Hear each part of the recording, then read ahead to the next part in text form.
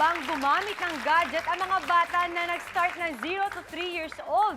Okay lang ba sa inyo yon? Aba, magandang tanong yan. Ano, okay ba yan o wag yan?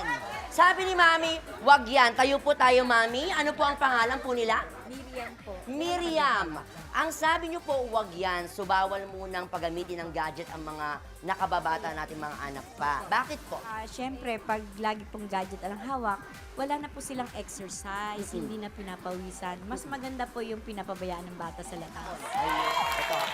Pero eto lang ha, ang pinag-uusapan natin dito ay 0 to 3 years old lang ha. Kung okay sa inyo yun, wag yan o okay yan. Naku, Na ganun ate. ang edad. Ate, yan kay Mami. Okay yan daw, okay yan. Okay yan. Bakit po okay? Okay lang kasi naman nasa labas sila, madisgrasya pa ang mga bata. Eh kung nasa bahay lang, nakikitong pa kung anong gagawin nila. Ang taray. Oo nga naman, kaysa di ba pag 3 years old ka, masyado nang malikot. So, kaysa pumunta sa labas, sa bahay na lang, with gadget. Ang ganda niyo pong magpaliwanag. In fairness, may point si Mami, pero ito, sumasulungat din. Huwag daw yan. Anong pangalan ni ate? Tayo po tayo. Ellie po. Si Ate Ellen, akit na rin ako dito, Mami Ellen, para magka-hi tayo. Si Mami Ellen din naman, ilan ang anak nyo? 4. 4, tapos nag-shades kayo sa ulo. Ayun. Mami Ellen, bakit po wag yan? Wag yan kasi 0 to 3 yun. Hindi nakapokus sa gadget lang kasi dapat ang mga batang ganun, alagain pa yun eh. Hindi siya dapat sa gadget nakatutok. Masisira agad ang brain. Oo, naiiyak pa po kayo. Naiiyak pa siya. Okay lang po yan.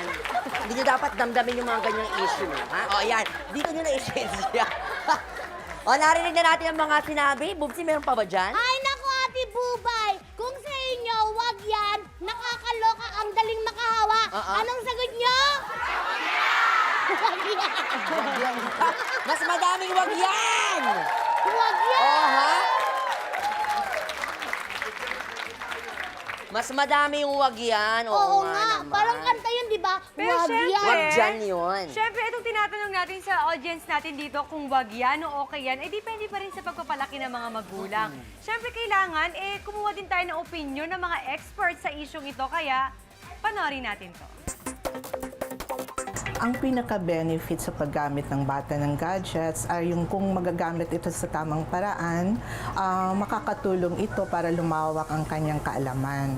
Sa negative effects naman, ang pinaka-grabe siguro ay posible ang mga bata maging addicted sila sa paggamit ng gadgets or pwede rin sa social skills. Minsan, imbis na makipagkwentuhan, makipag-usap sa family, puro na lang gadgets din yung ginagawa nila. Isang negative effect din ay yung sa school. Halimbawa, kung puro na lang gadgets ang kanilang inaatupag, syempre hindi na yan mag-aaral. Ang current recommendation ngayon tungkol sa paggamit ng gadgets, dapat talaga from 0 to 2 years old, wala.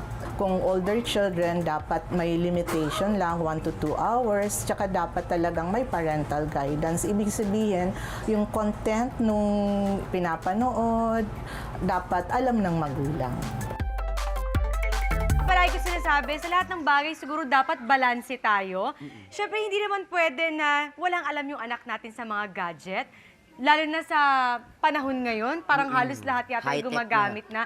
Pero at the same time, mas maganda pa rin siguro na yung mga anak natin nakikipaglaro sa kapitbahay, o kaya sa pinsan nila, sa mga kapatid nila. Kasi iba yung interaction iba yung nagagawa nun So siguro sa lahat ng bagay, balanse ang kailangan.